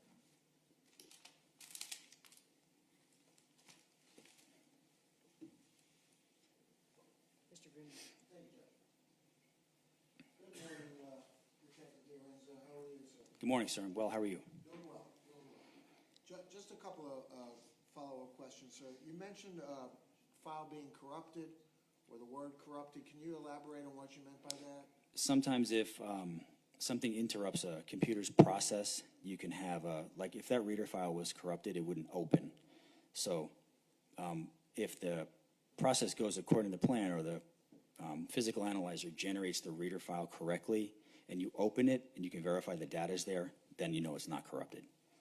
As far as you can recall in regards to this particular case, did you have any issues with opening any file or the files being corrupted? No, sir. And you also mentioned a Faraday bag. Yes. Can you just explain to the jury what a Faraday bag is? Sure. A Faraday bag, it's basically it's a bag that kind of has, well, there's many different types out there, but it's a bag that is, its main goal is to shield the device from communicating with a network. So usually there's some kind of metal involved, because metal will block it, like the aluminum, but that's what a Faraday bag is. There's Faraday cages, there's Faraday rooms, etc. The goal is to shield that device. What's the danger or damage or issue if the device is not shielded? The main concern that we have is a remote wipe. Which is? So a user could go in through Apple's settings and initiate a remote wipe command, which if that device is connected to the network and the user sends a command to do that, the data can reset. You can reset a phone to its factory state and then lose everything that's on the phone. So potentially all data could be wiped, lost? Yes, correct. If data is not deleted from the phone, does it stay on the phone indefinitely? Or is there a point where, I guess the phone is full, because phones only, as you said, have limited capability for storage purposes? Yes. There's different types of data that reside on the phone. So most of the data I think that you're referring to, like text messages and things like that. Text messages, videos? Yeah, they'll stay on there unless they're deleted, yes. Okay. Indefinitely, right? Yes. And if a storage on a phone, I assume, is full, it can't accept more data? Or can it? There, you can have, I've seen it before where Apple uses compression. So they will compress data on a phone to try to make it where you're not out of a phone, so to speak. For instance, we've seen phones come in that are a 64 gig capacity, and when we've downloaded them, we've had over 200 gigs come off the phone, because what it's doing is it's unzipping data that was compressed. Understood. Lastly, when you're pulling the data from the phone. I would assume, obviously, you cannot tell who specifically is using the phone at any given period of time. What person is physically using the phone, right? When I'm downloading it, Right, in Yeah. terms of your investigation and pulling data off of the phone, it'll give you videos, it'll give you text messages, but it won't give you who at that particular moment in time was using the phone. not necessarily. Can you Like- elaborate? I'm trying to figure out how to make this make the most sense. So you're trying to say like who is physically holding the phone at a time, or Physically using it at any given time. Okay, Can you yeah, extract that information? no? I mean, you can extract who the phone belongs to, phone numbers, emails, as you've indicated, and so forth, but at any given time, you cannot state who's physically in possession or using that phone. Correct. Thank you, sir. Yes, sir. I have a brief follow-up.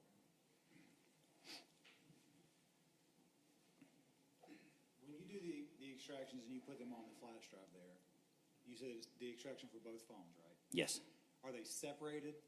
they are. When you put the flash drive in, can you tell it's two different phones? Yes, And so you don't analyze the data, do you? Or no? we do not. Is the detective the one who analyzes the data? That's correct. The way they're separated, is the detective able to tell which phone extraction he or she is looking at when they're analyzing it? Yes. How would they know that? Well, very clearly, it's in separate folders, and then even when you load the reader file will have identifiers in it, so you know what phone it belongs to. Thank you, sir. Yes, sir. No follow-up, Your Honor. Thank you. May the witness be excused. Yes, ma'am. Thank you, sir. You're Thank you. excused. How long has it been since we last saw one of these guys, cell phone testimonial guys, in and out in minutes, testifying about, yeah, this is this, yeah, this is how we do it.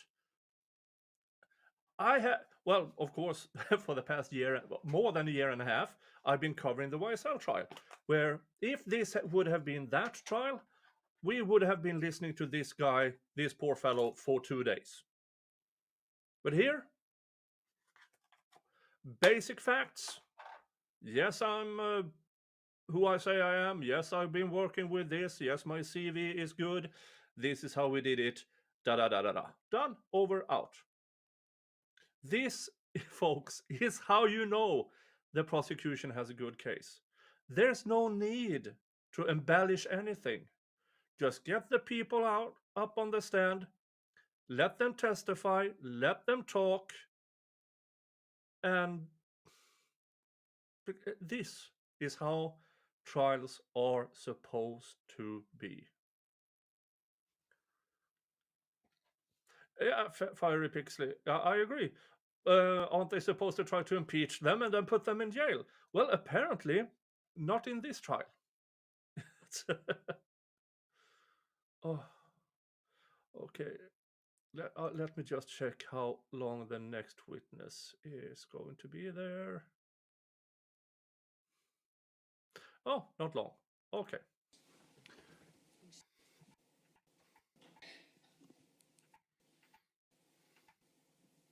Swear affirm the testimony you're about to give in this matter be the truth, the whole truth, and nothing but the truth, so help you God. I do. All right, thank you, sir. You can have a seat. Good morning, sir. Good morning. Can you please go ahead and state and spell your name for the court? Sure. Martin Campbell, MartinCampbell. Very good. And, sir, how are you currently employed? I'm a sergeant with the Gwinnett County Sheriff's Office All right, Sergeant Campbell, tell us how long you've worked for the Gwinnett County Sheriff's Department. for 20 years. And what is your role there today? So I'm a sergeant over the classifications unit How long have you held that position?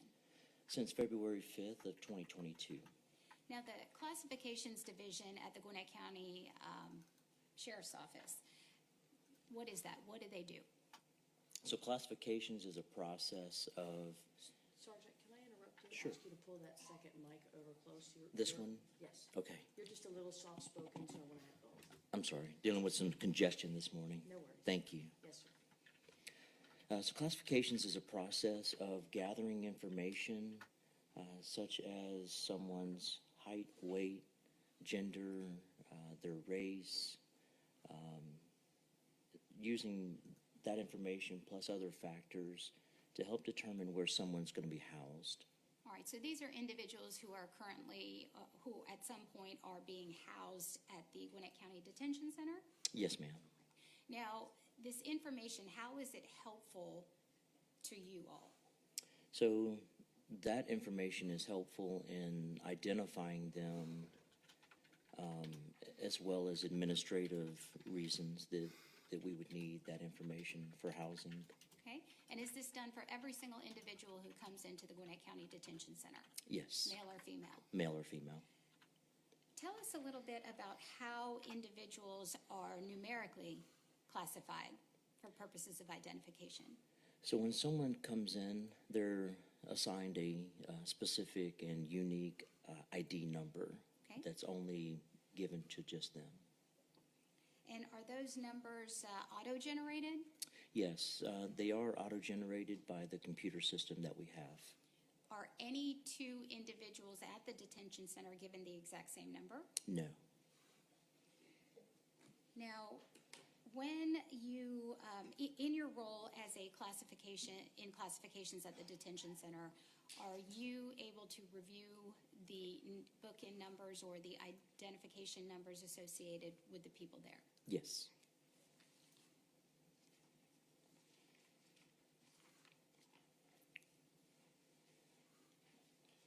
I'm going to show you, Sergeant Campbell, what's been previously marked as State's Exhibit number 24 and 25. If you could have a look at that for me and tell me what it is that is in there. So this is information that tells identifiers such as names, ID numbers, booking numbers, and then as far as the physical descriptions of someone, such as the date of birth, their race, gender, height, weight, hair color, eye color. Okay, and who is State's Exhibit number 24 associated with? That exhibit is Miss Hall. First name is Brittany. And what about State's Exhibit number 25? This is Miss Owens. First name Celeste. And can you tell us if those are accurate printouts of the information that would be entered into the system? Yes, ma'am. Judge, at this time, and do they, is it something you Playing in print out? 1.5, so we get Okay. through And this reflects before the the 2-hour information limit that I you have on the free Yes, ma'am. version. Judge, I have previously shown both State's Exhibit 24 and 25 to counsel. The state would move at this time to tender into evidence both of those exhibits. No objection. States 24 and 25 are admitted without objection. Thank you, Your Honor, and I would at this time ask to publish those exhibits. Granted. Thank you, and if I may please ask the court to change the television setting. And of course, yeah, the defense will have few, if any, objections regarding the evidence in this case because their defense is it was the other one. And that's about it. I will be using the hard. It's set. Thank you very much.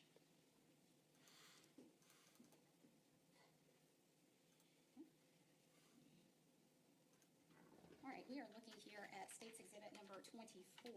We get this to trying to make it a little bit larger for you, but all right, please explain to the jury what it is that State's Exhibit 24 is actually indicating here. So State's Exhibit 24 is depicting the identifying information of Miss Brittany Hall to state what the booking number is and the ID number assigned to her, the date she was brought in, as far as physical descriptions, her race, gender, height, weight, hair color, eye color, as well as her date of birth. All right, now unfortunately the writing is a little bit small. We're unable to make it larger at this time, so would you mind reading out to the court what the booking number is associated with Brittany Hall? The booking number for Miss Hall, can I use the paper version? Yes. It's a little bit closer, I'm Yes. sorry. So the booking number is GCSO, which is the initials for Gwinnett County Sheriff's Office, 21JBN, which stands for Jail Booking Number, 022547. All right.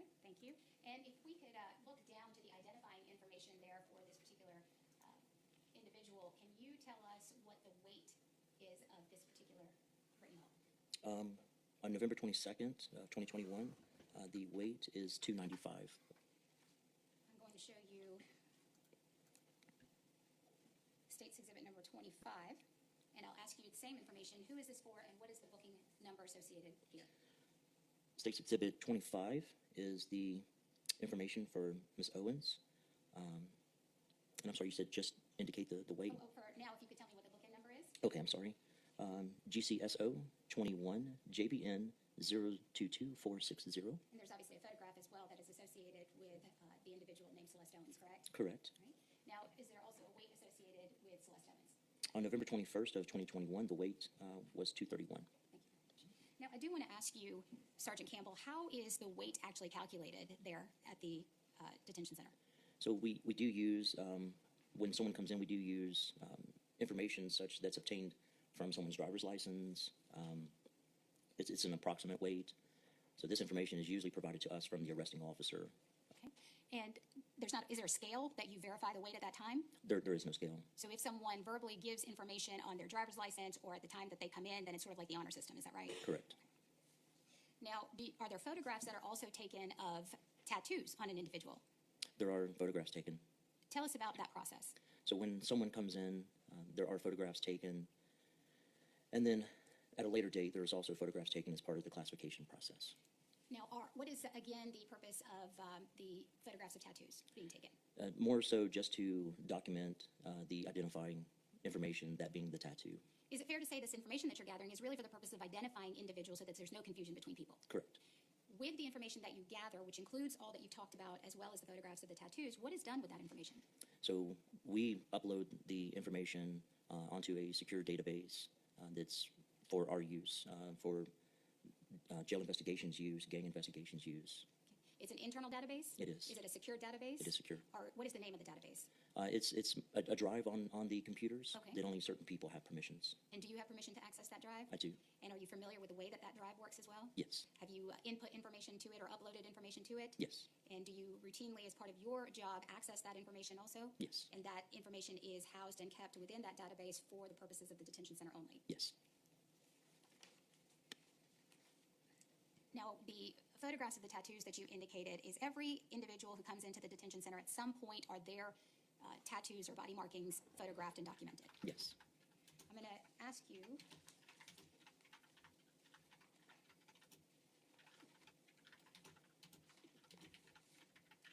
take a look at what has been previously marked as State's Exhibit number 22, which consists of 12 pages, as well as State's Exhibit number 23, which consists of 23 pages, both previously shown to defense counsel. Can you just sort of peruse that very quickly and tell me what it is that is noted there?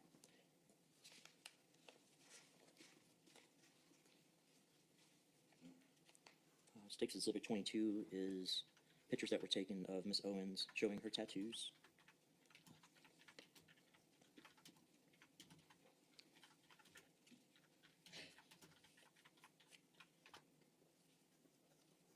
State's Exhibit 23 is pictures of Ms. Hall showing her tattoos. And given what you have just explained to the ladies and gentlemen of the jury, is that in fact an accurate representation of the information that was uploaded into the system you have access to for those two individuals? Yes. Any alterations or material changes that you can recall based on your review? No. Judge, at this time, the state will move to tender to evidence State's Exhibit number 22 as well as 23.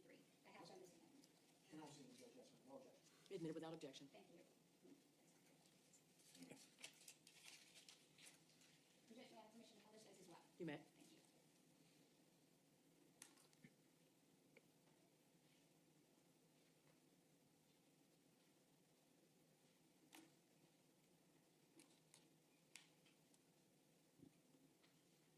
All right, Sergeant Campbell, I'm going to show you what has been previously marked as State's Exhibit number 22. Can you kind of walk us through what it is that we're seeing? We'll start with that first page and just keep going, and I'll move along with you. Okay.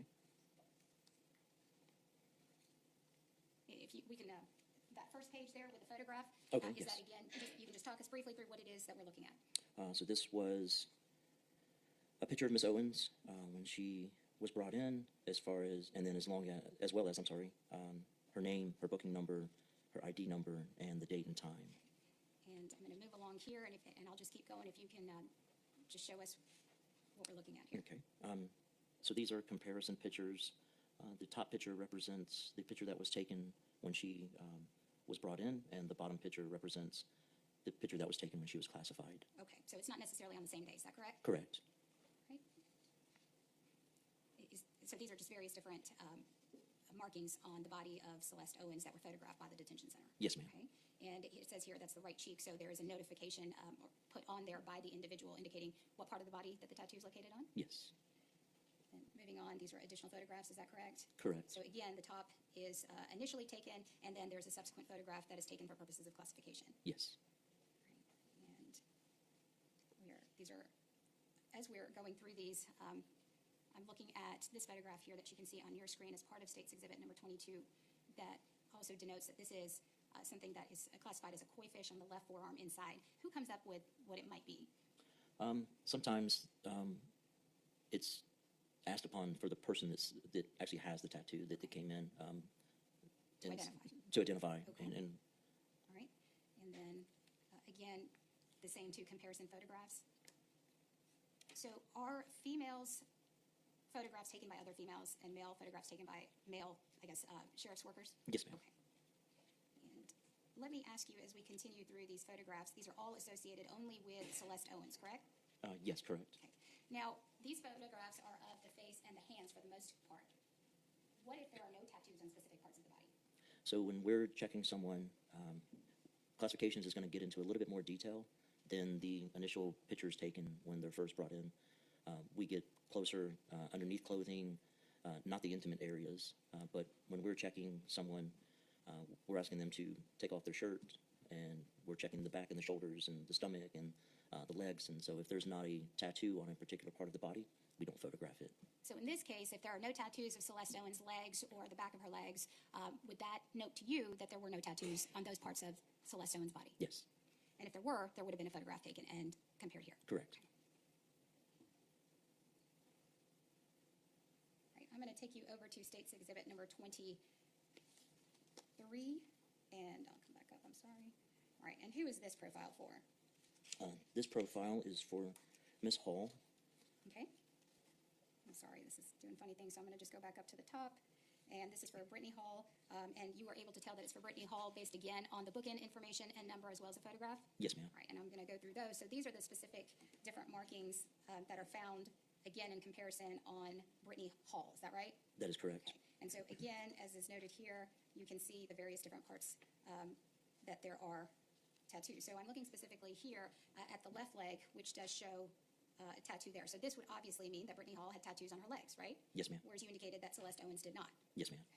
So these are, again, the comparison photographs of the various locations of the tattoos.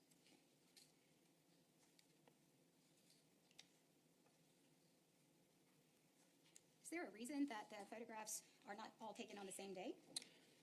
Typically, we have more males getting arrested than females, and so most of our time and attention is given to the males. They're typically larger groups, and so there is a gap between, with females, there is a gap between the day that they're brought in and then the time the classification is able to visit them. Okay.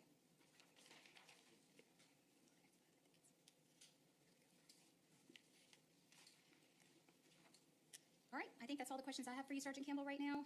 Mr. Greenwell might, so thank you. Yes, ma'am, you're welcome. All right, folks. I am a minute from the 2-hour limit on the free plan. Tomorrow, I will have a pro plan on this with the intros and everything. So I have to stop now before it's cut out. So, folks, I will continue this tomorrow and continue with day 2, recapping, and then day 3, of course. And then, of course, also Friday, which we expect closing arguments late on Friday or Monday morning. So everybody, thank you for being here. Thank you for your continued support of this channel. Thank you for the thumbs up and all the things. And I have 20 seconds. So thank you, guys. And remember, hug your family. Unless your family is crap, then screw them and give your love to the people who deserve it. And without an outro, see ya!